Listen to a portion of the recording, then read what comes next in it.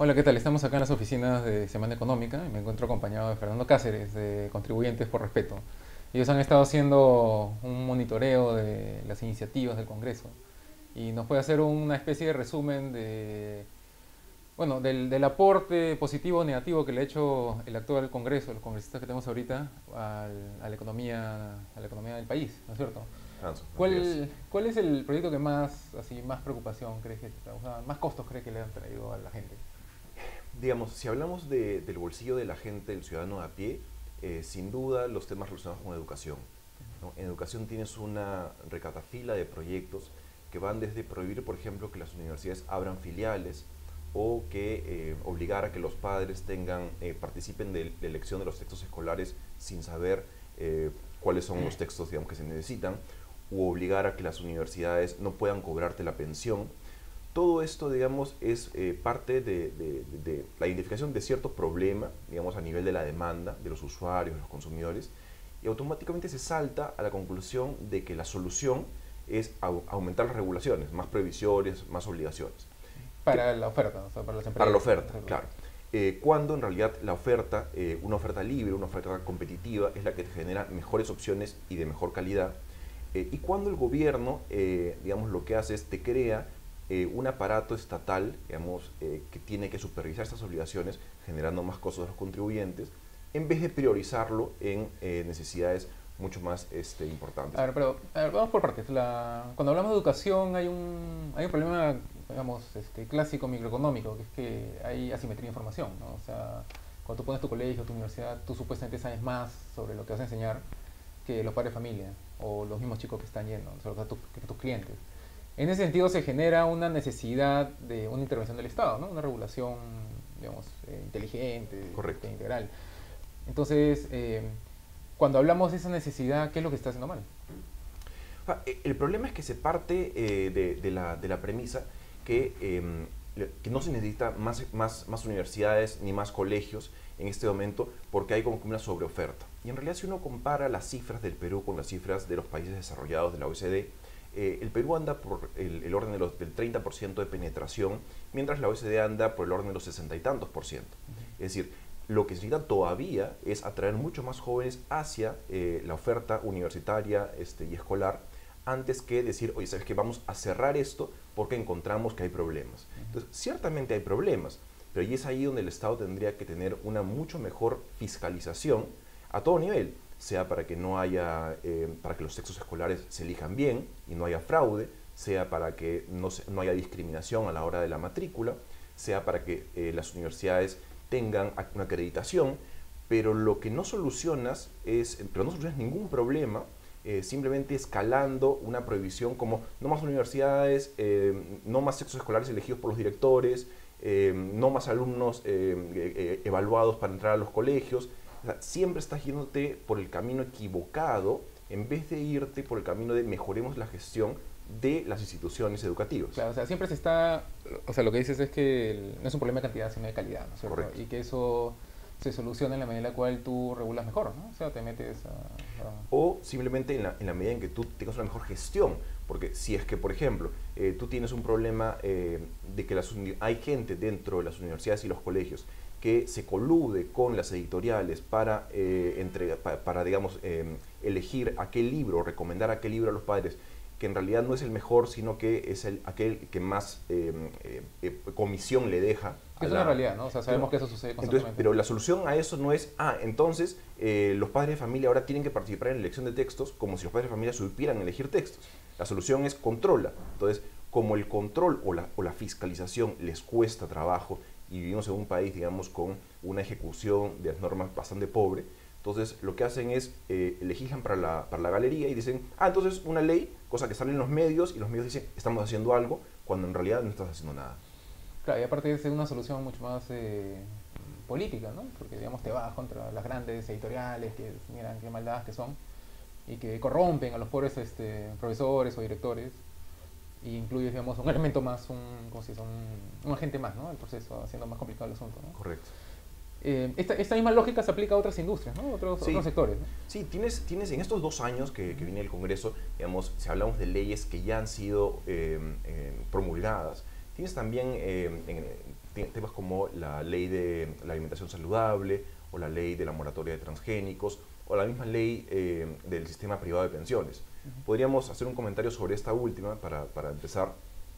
Es que, en primer lugar, si tú miras cuánta gente fue la que finalmente decidió quedarse en la comisión por flujo, fue alrededor del 70%. Que era la más parecida a lo que teníamos antes, ¿no? Claro, pero ¿y por qué pasa esto? Tú habías hablado hace un momento de la asimetría informativa. En muchos casos lo que pasa es que los ciudadanos tenemos mucho menos información sobre el tipo de oferta, y es ahí donde justamente el Estado debería tener un rol. Pero ¿qué pasa cuando el Estado entra y en vez de reducir la asimetría, la aumenta? Y en el caso de pensiones privadas, la aumentó. Y por eso es que la gente reaccionó y dijo, oye, yo prefiero quedarme en esto que conozco a irme a algo que no conozco. Entonces, pero la aumentó en todos los, o sea, en todas las direcciones, ¿no? Porque no solamente creó dos posibilidades, ¿no? Lo cual ya duplica digamos, la simetría, sino que aparte ha generado fondos, o sea, no solamente tienes el fondo 1, 2 y 3 dependiendo del riesgo, sino que tienes combinaciones. sí. Y ahora los independientes tienen una versión distinta y, o sea, al final has complicado la Totalmente, situación completamente. es un pandemonio, y si te das cuenta, todos los defaults normativos deberían siempre ser lo que la mayoría va a ser, elija. Es decir, justamente para reducir el costo de tomar una decisión. O sea, ¿te refieres a qué pasa cuando no haces nada? Claro. Entonces, en este caso, el 70% de los activos, de los aportes activos, te dijo, yo quiero quedarme, ¿no? Entonces, lo que debiste hacer es que tu default sea que yo me quede, no que yo me vaya. Claro. ¿No? Lo cual además también es un poquito de sentido común. Entonces, hay también, si nos damos cuenta, una constante intervención del Estado y de la bancada, en particular nacionalista, donde se saltan a la garrocha nuestro derecho a elegir, nuestra libertad de elección. Dan por sentado que ellos desde el Estado pueden tomar una mejor decisión que nosotros, en vez de preocuparse porque tengamos más información para poder elegir mejor. Eso es una constante en todos los proyectos digamos, que han salido en estos 2 años del Congreso. Y lo que es peor es que, o sea, una vez que tú cometes un error, le echas la culpa a otro, ¿no es cierto? Como el problema de las AFP, o sea, el gran incremento en la complejidad del proceso y o sea, la incertidumbre en la cual se encuentra la gente ahora, claramente es culpa del Congreso que ha generado esta ley que a nadie le gusta, ¿no? No le gusta ni a las AFP, ni a los consumidores, o sea, básicamente es algo que les gusta a ellos y a la SBS, que era lo que ellos habían soñado.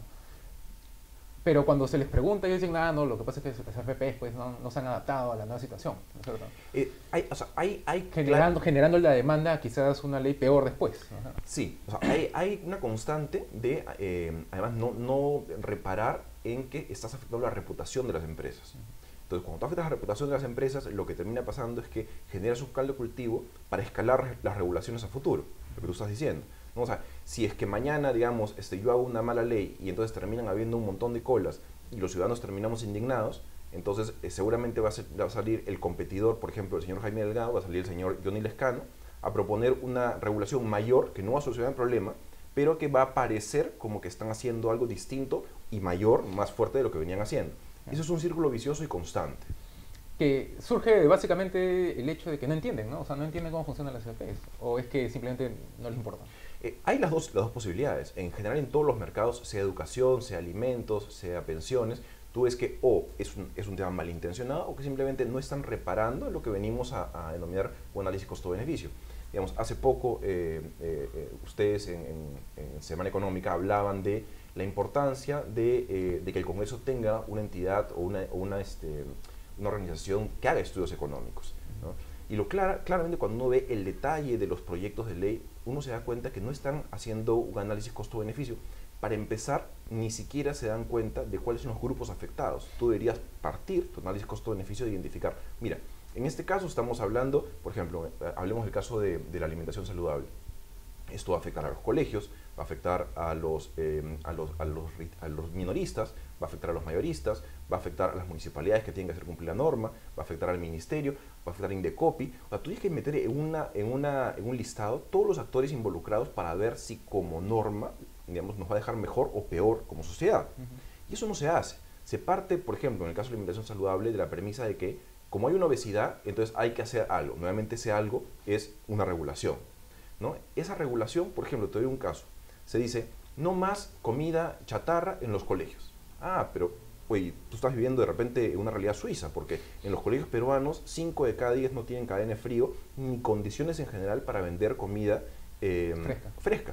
De hecho, Caliwarma, justamente a lo que está apelando por estos problemas que tiene, es oye, de repente mejor compro comida envasada, ¿no? Compro comida envasada porque hay una serie de problemas en la logística de entregar los alimentos como un pan con queso fresco, cosas que no tienen un procesamiento o tienen un procesamiento mínimo.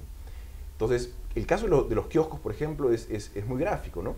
Más allá de que citan un solo estudio, un estudio de Uruguay de 2 meses, que no te dice nada respecto de la viabilidad de esa medida para lograr el objetivo de reducir el consumo en niños o de cambiar los hábitos en general de los niños. Cuando uno va a la realidad, te das cuenta que ni siquiera estamos en capacidad de aplicarla. No, y aparte o sea, parten de un problema al cual se le asigna, o sea, lo eleva a calidad de principio, ¿no? O sea, la lucha contra la obesidad está por encima de todo lo demás, no importa cuánto cueste, hay que bajársela, cuando nuestro principal problema no es ese, sino la desnutrición, ¿no es cierto? Sí, es decir, podría ser que haya las dos cosas a la vez, ¿no? Un problema de obesidad y de desnutrición. Sin embargo, si uno mira, digamos, cómo va evolucionando el porcentaje de obesidad a lo largo del tiempo, se da cuenta que la mayor cantidad de obesidad está no en los niños, en los menores, sino está en los adultos. ¿Esto qué te quiere decir? Que el problema de fondo es un problema de sedentarismo, ¿no? Es un problema de que cuando somos chicos, cuando somos jóvenes, nos movemos mucho, hacemos mucho deporte, y en realidad lo que genera la obesidad es la resta entre lo que comes y lo que gastas, no es simplemente lo que comes. Entonces, si es que tú, digamos, te focalizas simplemente en, oye, los alimentos procesados en la infancia, pero no te das cuenta que tu problema es probablemente mucho mayor en la comida criolla, ¿no? que es aproximadamente el 70% de lo que consumimos, o comida en general preparada, y en los adultos, entonces estás queriendo tapar el sol con un dedo. No lo vas a lograr. Claro. No, y aparte está el hecho de que, o sea, todas estas leyes nacen, o sea, van avanzando a tropezones, ¿no? Entonces salen, por ejemplo, los FPs o esto de la comida chatarra, ¿no? Salen, ya, no vamos a bajar toda la comida chatarra. Y interviene un agente y decirle, oye, no puedes hacer eso por tal cosa, déjame la comida, o sea, cambia la definición de comida chatarra para favorecer a un grupo y, ¿cómo se llama? Y bajarte todo el otro, ¿no? La diferencia entre comida procesada Sí. o sea, y al final lo que te queda es algo pues que bajo ninguna circunstancia va a ser lo que querías hacer al comienzo, ¿no es cierto? Y el mensaje que entregas a la gente es bastante discutible, ¿no? Porque ¿qué le estás queriendo decir? Oye, en las tiendas, con mucho cuidado. En la calle, come todo lo que quieres, ¿no? Cuando el mensaje debería ser, oye, el sentido común nos dice que, por ejemplo, un chicharrón, una hamburguesa de carretilla, una pancita, un anticucho, un picarón, tiene un montón de sustancias que son, digamos, altas en grasa, en azúcar, en sodio, y sin embargo no lo estamos atacando. Entonces, si tú usas, y frecuentemente esto se hace, la agenda de Jaime Delgado, usar las normas en vez de como mecanismos para cambiar la realidad, sino como mecanismos para enviar un mensaje, ¿no? Muchas veces hacen eso, ¿no? No, pero es que en algo ayudará, ¿no? Es un poquito la lógica. Entonces, lo que deberías pensar es, ¿qué mensaje estás dando? Porque tu mensaje aquí es, mira, si te vas a la calle, ahí donde no tiene una etiqueta, todo bien, compadre, despáchate a tus anchas. Pero cuando te vayas a la tienda a comprar, como tienen una etiqueta, ahí sí con mucho cuidado y no consumas más de la cuenta. No, y aparte las consecuencias son fatales, ¿no? Porque las multas y esto que han definido básicamente te destruye o sea, te quiebra la bodega, pues, ¿no? Sí. O sea, si osas irte contra lo establecido en esta nueva ley. Sí. No, y en el colegio también, ¿no es cierto? Las consecuencias para el colegio, si es privado, son fatales, ¿no? Vamos a ver cómo se hace cumplir, ¿no? Porque esa es la otra, ¿no? Y también es una constante. Haces una norma, después no la haces cumplir y entonces, digamos, terminamos posiblemente una sesión incluso de más informalidad de con la que veníamos antes. No, y encima o sea, el mensaje es fatal, porque o sea, sacas una norma que es imposible de fiscalizar. Entonces la respuesta de los agentes, o sea, de los colegios privados en general, a nivel nacional, es simplemente zurrarse en la nota, porque nadie va a venir acá a fiscalizar. Pero cuando les da la locura y fiscalizan un colegio en, no sé, pues tal pueblo, le caen con todo el peso de la ley y es algo totalmente fuera de lo normal, que es lo que pasa con Senasa o Digesa. Correcto. Ahora último, ¿no? Que se van contra una empresa de las varias que hacen agua y a esa pretenden aplicarle una norma ejemplar. Y ni siquiera lo hacen bien, porque después resulta que los estudios lo habían hecho mal. Entonces, o sea, todo es un gran menjunje en el cual perjudicas la credibilidad de las normas que salen del Congreso, ¿no? Sí, y en realidad hay una, se cree que a partir de estas normas se va a cambiar, como tú dices, la realidad tajantemente. Y en realidad, por ejemplo, en el caso, un caso que comentábamos, el tema de la moratoria, de crear nuevas universidades o crear nuevas filiales, lo que estás haciendo es fomentar más bien un monopolio, ¿no? O sea, la persona que tiene... No, ni siquiera fomentarlo, lo estás creando. O sea, lo estás creando, o lo estás asegurando, más bien el monopolio, con lo cual, digamos, el director o el dueño de la universidad se puede, digamos, prácticamente echar a la bartola, ¿no? No tiene que competir porque simplemente le has creado un monopolio legal. Un mercado cautivo. Un mercado cautivo, Claro. ¿no? Lo mismo, digamos, cuando piensas en una universidad, digamos, en Lima, lo que vas a hacer es a reducir la competencia. O sea, ya hay competencia, pero vas a reducir la competencia porque no van a poder entrar nuevos actores que te desafíen el statu quo. No, y sobre todo cuando ya había planes o sea, se conocen planes de nuevas universidades que estaban entrando a atacar específicamente los problemas que el sector privado ya había identificado, ¿no? O sea, el tipo de educación que hacía falta. Muchas veces también lo que vemos, Hans, es que se usa, por ejemplo, el valor salud como un principio inquebrantable, ¿no? Por ejemplo, se dice... no, pero ni siquiera la salud, sino una concepción imaginaria de la salud. Sí, por ejemplo, o sea, en el caso de los famosos transgénicos, ¿no? Hubo un dictamen en el que se recogió uno de los beneficios y se dijo, sí, efectivamente, esto podría mejorar la productividad y reducir los precios. Pero lo descartaron porque dijeron, no, pues, pero esto es solamente un beneficio económico, y lo descartaron, ¿no? Entonces, claro, tú lo descartas porque conceptualmente, como congresista, dices, no podemos anteponer la economía a la salud, ¿no? Cuando en realidad tú lo que haces desde el Estado es a lo más reducir la probabilidad de que tú te puedas enfermar o de que tú puedas tener un impacto en tu salud, no asegurar la salud como tal. Entonces es un tema al final de probabilidades y de límites máximos permisibles. Si tú tienes a una FAO, a una OMS que te dicen, mira, los transgénicos no tienen un impacto negativo en la salud, lo que tú tienes que hacer es establecer un mecanismo para que coexistan los cultivos transgénicos, los orgánicos y los regulares.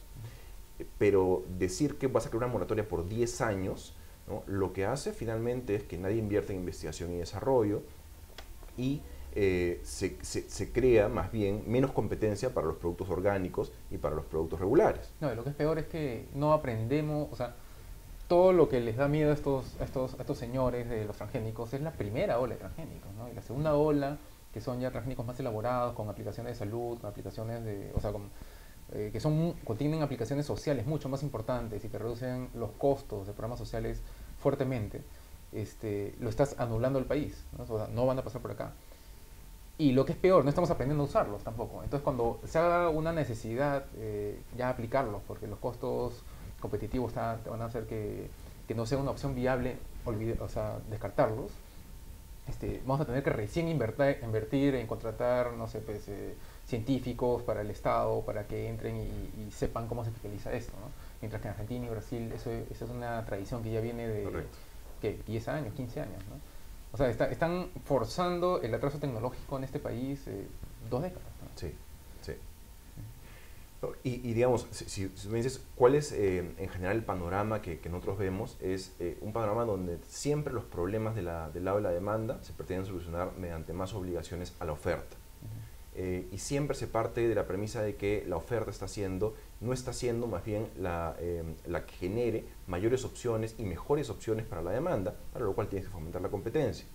Luego se generan costos a los contribuyentes y finalmente estas medidas que no sirven o que muchas veces son ineficaces también hacen que el Estado no priorice en aquellos temas que debería estar priorizando. Por ejemplo, se reforman las pensiones públicas, las pensiones privadas, pero no se reforman las pensiones públicas, ¿no? Porque claro, eso le genera al año al Estado un tremendo hueco en subsidios, ¿no? Y la ONP viene quebrada hace mucho tiempo y se supone que 6 de cada 10 o 7 de cada 10 no van a cobrar nada de la pensión. Entonces, y que es algo estadístico indiscutible, ¿no? O sea, es indiscutible. Son números, sumar y restar. Exacto. Entonces, digamos, si tú querías hacer una reforma, ¿por qué no priorizaste? El Estado tiene que priorizar, porque los recursos son limitados.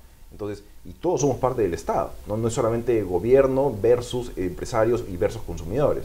Todos somos parte del Estado. Entonces, si tenemos que priorizar algún tipo de reforma en pensiones, la primerísima era la ONP, ¿no? Y la dejaste de lado. Dejas de lado porque, claro, nuevamente, para ti es difícil mejorar esa gestión, para ti es difícil, digamos, hacer cumplir la norma, entonces soplas la pluma y que le caiga la oferta.